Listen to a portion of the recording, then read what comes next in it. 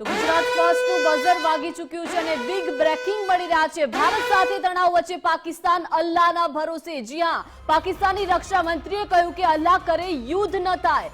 રક્ષા મંત્રી ખ્વાજા આસિફને યુદ્ધનો ભય સતાવી રહ્યો છે। ભારત સાથે સંઘર્ષની શક્યતા વધી રહી છે અને કાર્યવાહીની કલ્પના માત્રથી પાકિસ્તાનમાં ફફડાટ વ્યાપ્યો છે। તણાવ ઓછો કરવા અન્ય દેશો સાથે પણ પાકિસ્તાન આજીજી કરી રહ્યું છે।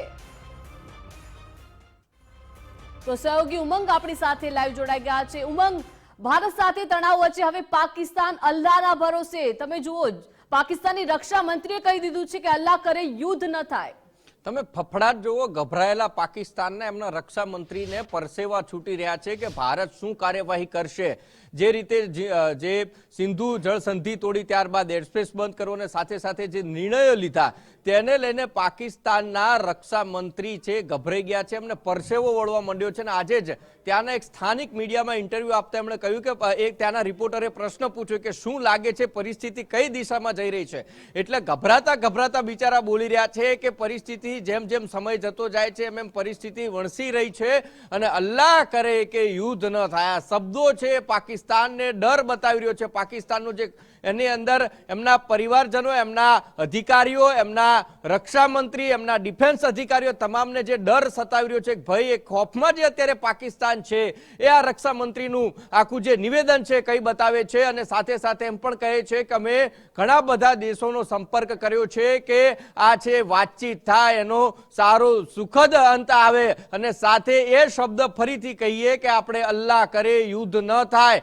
આવા શબ્દો પાકિસ્તાનના રક્ષા મંત્રીને વાપરવા પડે છે અને કહેવું પડે છે કે પરિસ્થિતિ જો યુદ્ધ થાય અથવા તો જવાબી કાર્યવાહી જે રીતે ભારત કરશે તો પછી પાકિસ્તાનને લેવાના દેવા પડી જાય તેવી પરિસ્થિતિ ઊભી થઈ છે। એના કારણે ગઈકાલે જે એક પછી એક 5 થી 6 જે બેઠકો થઈ અને બેઠકો ત્યારબાદ પાછું પાકિસ્તાન છે એમના જે ડિફેન્સ અધિકારીઓ, એમના જે મંત્રીઓ છે રાત્રે 2-2:30 વાગે આવી અને એમને પ્રેસ કોન્ફરન્સ કરવી પડે, ખુલાસા કરવા પડે અને ખુદ દેશના રક્ષા મંત્રી છે એમને ફફડાટ થઈ ગયો છે। એમને સ્પષ્ટ એવું લાગી રહ્યું છે કે આવનારા 36 થી 40 કલાક પાકિસ્તાન માટે ભારે છે। ફફડી રહ્યું છે પાકિસ્તાન કે એક જેમ પરિસ્થિતિ થાય કે મરઘાની આપણે ગળચી દબાવી દઈએ ને જેમ તે તરફડે એ રીતે અત્યારે પાકિસ્તાન છે તરફડિયા મારી રહ્યું છે ને એ પરિસ્થિતિની અંદર રક્ષા મંત્રીને પણ પરસેવો છૂટી ગયો છે ને ઇન્ટરવ્યુમાં એવું કહી રહ્યા છે કે અલ્લાહ કરે યુદ્ધ ન થાય ને એ જ પરિસ્થિતિને પહોંચવા માટે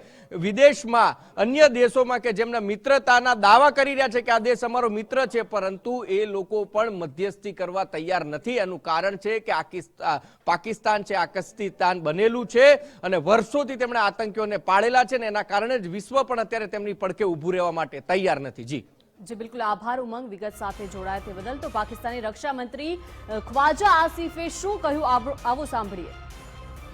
इस सूरत हाल में जो है मैं फिर कहूँगा कि एक क्लैश की सूरत हाल बिल्कुल नज़र आ रही है। अल्लाह करे एवर्ट हो जाए, हम कोई जंग मुसल्लत हमारी तरफ से कथित तौर पे नहीं होगी।